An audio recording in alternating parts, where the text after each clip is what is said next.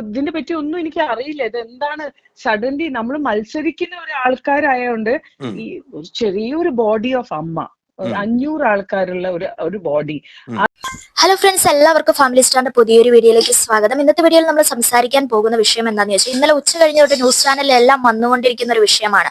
നടി ശ്വേതാ മേനോനെതിരെ ഗുരുതര ആരോപണം കുറ്റം ചുമത്തിക്കൊണ്ട് എറണാകുളം സെൻട്രൽ പോലീസ് സ്റ്റേഷനിൽ ഒരു കേസ് രജിസ്റ്റർ ചെയ്യുകയല്ല, FIR ചെയ്യുകയാണ് ചെയ്തിരിക്കുന്നത്. അപ്പം കോടതിയിൽ നിന്ന് നേരിട്ട് വന്ന കേസായതുകൊണ്ട് FIR രജിസ്റ്റർ ചെയ്ത പോലീസുകാർക്ക് പറ്റില്ല എന്നാണ് അവർ വ്യക്തമാക്കിയിരിക്കുന്നത്.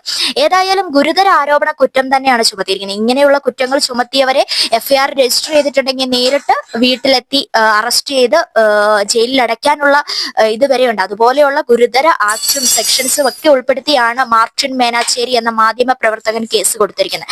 മാധ്യമ പ്രവർത്തകനാന്നൊക്കെ പറയാൻ നമുക്ക് കൂടുതൽ ഡീറ്റെയിൽസ് ഒന്നും അറിയില്ല. ഇപ്പോൾ ഈ കേസിന്റെ ആവശ്യം എന്താണെന്ന് നമുക്ക് എല്ലാവർക്കും ഒരേപോലെ മനസ്സിലാക്കാനുള്ളതേ ഉള്ളൂ. ഇപ്പോൾ ഈ കേസ് പൊക്കിക്കൊണ്ട് വന്നതിന്റെ ഉദ്ദേശശുദ്ധി എന്താണെന്ന് നമുക്ക് എല്ലാവർക്കും മനസ്സിലാക്കാനുള്ളത്. ഏത് ആക്ട് പ്രകാരമാണ് കേസ് കൊടുത്തിരിക്കുന്നതെന്ന് ചോദിച്ചിട്ടുണ്ടെങ്കിൽ IT ആക്ട് 97A ആക്ട് പ്രകാരമാണ് ഫസ്റ്റ് കേസ് FIR രജിസ്റ്റർ ചെയ്തിരിക്കുന്നത്. എന്താണെന്ന് ഉദ്ദേശിച്ചിട്ടുണ്ടെങ്കിൽ, സമൂഹത്തിന് മോശമാകുന്ന രീതിയിലുള്ള നഗ്നമായ വീഡിയോസും കാര്യങ്ങളും പ്രചരിപ്പിച്ച് സമൂഹത്തിന് ദോഷമുണ്ടാക്കുന്ന വീഡിയോസും കാര്യങ്ങളും പ്രചരിപ്പിച്ചതിനെതിരെയാണ് ഫസ്റ്റ് കേസ് കൊടുത്തിരിക്കുന്നത്. നെക്സ്റ്റ് എന്ന് പറയുന്നതാണ് ഗുരുതരമായിട്ടുള്ള ആരോപണം എന്ന് പറയുന്നത്. എന്താണെന്ന് വെച്ചിട്ടുണ്ടെങ്കിൽ, നമ്മുടെ 1956 ഇമോറൽ ട്രാഫിക് പ്രിവെൻഷൻ ആക്ട് പ്രകാരം 3ഉം 5ഉം സെക്ഷൻസ് വകുപ്പുകൾ ഉൾപ്പെടുത്തിയാണ് കേസ് കൊടുത്തത്. അതായത് വേശ്യാലയം നടത്തുക, അല്ല വേശ്യാലയത്തെ പ്രോത്സാഹിപ്പിക്കുക, അല്ലെങ്കിൽ വേശ്യാലയത്തിന് വേണ്ടി വേശ്യാവൃത്തിക്ക് വേണ്ടി പെൺകുട്ടികളെ റിക്രൂട്ട്മെന്റ് ചെയ്യുക, പിന്നെ സ്വന്തം നഗ്നതാ വീഡിയോകൾ പ്രദർശിപ്പിച്ച് ധനസമ്പാദനത്തിന് വേണ്ടി പ്രദർശിപ്പിക്കുക. ഇതൊക്കെയാണ് ഈ വകുപ്പുകൾ കൊണ്ട് ഉദ്ദേശിക്കുന്നത്. ഈ വകുപ്പുകൾ പ്രകാരമാണ് ശ്വേതാ മേനോനെതിരെ കേസ് FIR ചെയ്തിരിക്കുന്നത്. ഏതായാലും ഇത് ഗുരുതര ആരോപണമാണ്. കാരണം നടി ശ്വേതാ മേനോൻ എന്താണ്, എങ്ങനെ ജീവിക്കുന്ന ഒരു വ്യക്തിയാണ്, എല്ലാം നമുക്ക് എല്ലാവർക്കും ഒരുപോലെ അറിയാവുന്ന തന്നെയാണ്. പിന്നെ ഈ മാർട്ടിൻ മേനാച്ചേരി ഇത്രയും നാളും എവിടെയായിരുന്നു എന്നാണ് നമുക്ക് ചോദിക്കാനുള്ളത്. കാരണം ഇപ്പോൾ ഈ കേസ് പൊക്കിക്കൊണ്ട് വന്നതിന്റെ ഉദ്ദേശശുദ്ധി നമുക്ക് അറിയാവുന്നേ ഉള്ളൂ. കാരണം എന്താണെന്ന് ചോദിച്ചു കഴിഞ്ഞാൽ, അമ്മയുടെ പ്രസിഡന്റ് സ്ഥാനത്തേക്ക് മത്സരിക്കുന്ന ഒരു മത്സരാർത്ഥിയായിട്ടാണ്, ഒരു സ്ഥാനാർത്ഥിയാണ് ഇപ്പോൾ ശ്വേതാ മേനോനും ദേവനും. അതില് ശ്വേതാ മേനോൻ ആണെങ്കിൽ തന്നെ നേരത്തെ മത്സരിക്കാൻ വേണ്ടി നടൻ ബാബുരാജ് ഒക്കെ രംഗത്ത് വരികയും ആ സമയത്ത് ശ്വേതാ മേനോൻ ഉൾപ്പെടെയുള്ളവരാണ് മുന്നിൽ നിന്ന് അതിനെതിരെ പ്രതികരിച്ചത്. കാരണം ബാബുരാജിനെതിരെ ഒരു കേസ് ഇടയ്ക്ക് പൊങ്ങി വന്ന കാര്യമൊക്കെ നിങ്ങൾക്ക് അറിയാവുന്നതാണ്. അപ്പൊ ആ കേസ് നിലനിർത്തിയ ബാബുരാജ് മത്സരിക്കേണ്ട എന്ന് ശ്വേതാ മേനോൻ സഹിതം പറയുകയുണ്ടായി. അപ്പോൾ വമ്പൻ ടീമുകൾ തന്നെയായിരിക്കും ഇതിന് പിന്നിലെന്ന് പറയാം. അല്ലെങ്കിൽ ഇത്രയും നാളും ഇയാൾ എവിടെയായിരുന്നു? കാരണം ഇയാൾ FIR പറഞ്ഞിരിക്കുന്ന 3 സിനിമകൾ എന്ന് പറഞ്ഞാൽ പാതിരാമണല്, അതുപോലെ തന്നെ കളിമണ്ണ്, പിന്നെ രതിനിർവേദം. ഈ സിനിമകളൊക്കെ ഇറങ്ങിയ സമയത്ത് ഇയാൾ ഇള്ളാപ്പിള്ളയൊന്നുമല്ല. കാരണം പ്രായം ചെന്ന ഒരു വ്യക്തി തന്നെയാണ് ഇയാൾ. അപ്പം ഇയാൾ ഇള്ളാപ്പിള്ളയൊന്നുമല്ല. ആ സമയത്ത് അതിനെതിരെ പ്രതികരിക്കാതെ പിന്നെ എന്തിനാണ് ഈ സമയത്ത് ഇയാൾ ഇതിനെതിരെ പ്രതികരിച്ച് രംഗത്ത് വന്നിരിക്കുന്നത് എന്നാണ് ഞാൻ ചോദിക്കുന്നത്.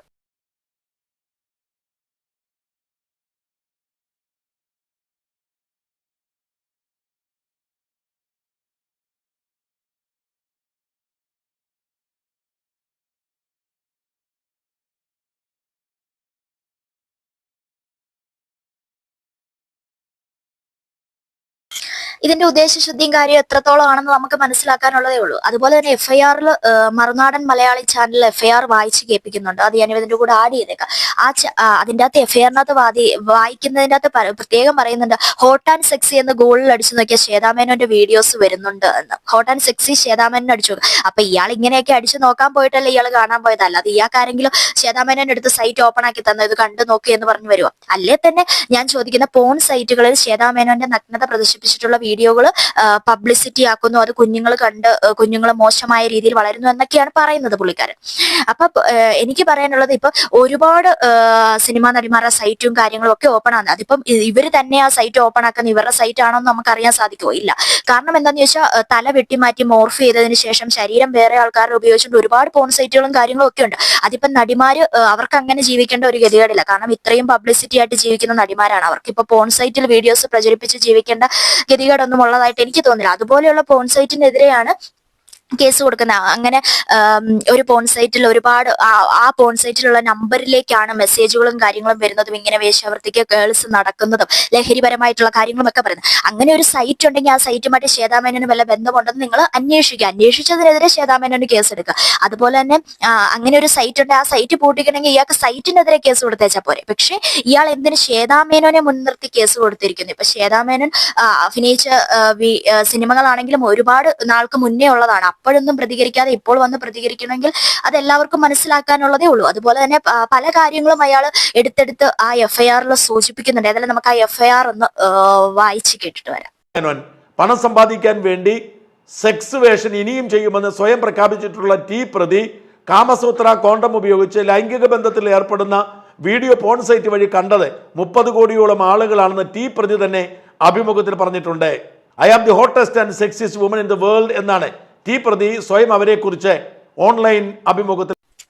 അതുപോലെ തന്നെ ശ്വേതാമേനോൻ ഇപ്പോൾ മറുനാടൻ മലയാളി ചാനലിലെ ആളോട് സംസാരിക്കുന്ന ഒരു വോയിസ് റെക്കോർഡും കൂടി പുറത്തു വരുന്നുണ്ട്. കാരണം അതിൻ്റെ അകത്ത് ശ്വേതാമേനോൻ പറയുന്നത് റിയലി സർപ്രൈസ്ഡ് ആയി പോയി എന്നാണ് പറയുന്നത്. കാരണം ഒരിക്കലും ഇങ്ങനെ ഒരു കേസ് ഇങ്ങനെ ഒരു ടീമിൽ വേണ്ടി മത്സരിക്കുമ്പോൾ ഇത് ഒരിക്കലും പ്രതീക്ഷിച്ചില്ല എന്നാണ് പറയുന്നത്. പുള്ളിക്കാരിയും അത് തന്നെയാണ് സൂചിപ്പിക്കുന്നത്.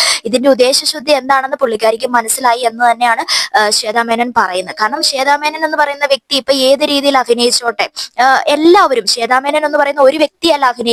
ഇതുപോലെയുള്ള സീനുകളും കാര്യങ്ങളും ഒരുപാട് ഇന്റിമേറ്റ് സീനുകളും കാര്യങ്ങളും ഒരുപാട് സിനിമാ നടിമാർ അഭിനയിക്കുന്നുണ്ട്. അപ്പൊ എല്ലാവർക്കും എതിരെ ഇവർ കേസ് കൊടുക്കും. അല്ലെങ്കിൽ സമൂഹത്തിലെ കുട്ടികൾ പിഴച്ചു പോകുന്നു എന്ന് പറഞ്ഞു കഴിഞ്ഞാൽ പിഴയ്ക്കേണ്ടവർ പിഴയ്ക്കുക തന്നെ ചെയ്യും. അതിനിപ്പോ ശ്വേതാമേനോൻ കാരണോ പിഴച്ചെന്നൊക്കെ പറഞ്ഞാൽ അത് നടക്കുന്ന കാര്യമല്ല. അപ്പൊ സണ്ണി ലിയോൺ പോലെയുള്ള ഒരുപാട് ആൾക്കാർ വീഡിയോസ് ചെയ്യും. അപ്പൊ ഇവർക്കൊക്കെ എതിരെ ഈ പുള്ളിക്കാരൻ കേസുമായി രംഗത്ത് വരുമോ?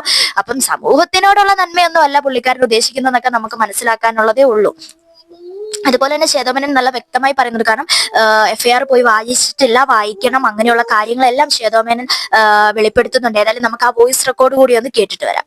ഒരു വാർത്ത കണ്ടല്ലോ, അതായത് ഇപ്പൊ മറ്റേ ഞാനും ഇപ്പൊ കണ്ടിട്ടേ ഉള്ളൂ. ഞാൻ ഇതിനെ പറ്റി ഒന്നും എനിക്ക് അറിയില്ല. ഇത് എന്താണ് സഡൻലി നമ്മൾ മത്സരിക്കുന്ന ഒരു ആൾക്കാരായോണ്ട് ഈ ചെറിയൊരു ബോഡി ഓഫ് അമ്മ 500 ആൾക്കാരുള്ള ഒരു ബോഡി, അതിൽ ഇങ്ങനെ ഒരു ഇതുണ്ടെന്ന് ഞാൻ തീരെ പ്രതീക്ഷിച്ചില്ല. I M shocked.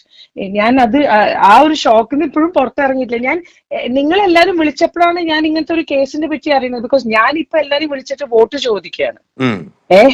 ഞാൻ ബിക്കോസ് അതാണ് എന്റെ ഇപ്പോഴത്തെ എന്താ പശ്ചാത്തലം ഒന്നും അറിയത്തില്ല, ഇങ്ങനെ പരാതി ഉള്ളോ അറിയത്തില്ല, ഒന്നും അറിയത്തില്ല. ഇല്ല, ഒന്നും അറിയില്ല. ഞാൻ ഇനി ഇപ്പോ നിങ്ങളെല്ലാരും വിളിച്ചപ്പോഴാണ് ഞാൻ അറിയുന്നത്. I don't even know what is the case about. പക്ഷെ എന്തായാലും ഞാൻ ചെയ്തിട്ടുണ്ടെങ്കിൽ അത് ഇന്നല്ലല്ലോ വരേണ്ടത്, പണ്ടേ വരണ്ടേ. അറിയാമോ ജാമ്യമില്ലാത്ത വകുപ്പായിട്ടിരിക്കുന്നെന്ന്? I am surprised. I am seriously surprised. I am seriously surprised. എനിക്കറിയില്ല. ഞാൻ I don't know what to say. എന്തായാലും മത്സരത്തിന്റെ ഒരു ഭാഗമായിട്ട് മാത്രമേ ഞാൻ കരുതുന്നുള്ളൂ. പക്ഷെ ഒരു 500 ആൾക്കാരുടെ ഒരു ബോഡിയിൽ ഇത്രയും വരെ ഒരു നോൺ ബെയിലബിൾ ഒഫൻസ് എന്റെ മുകളിൽ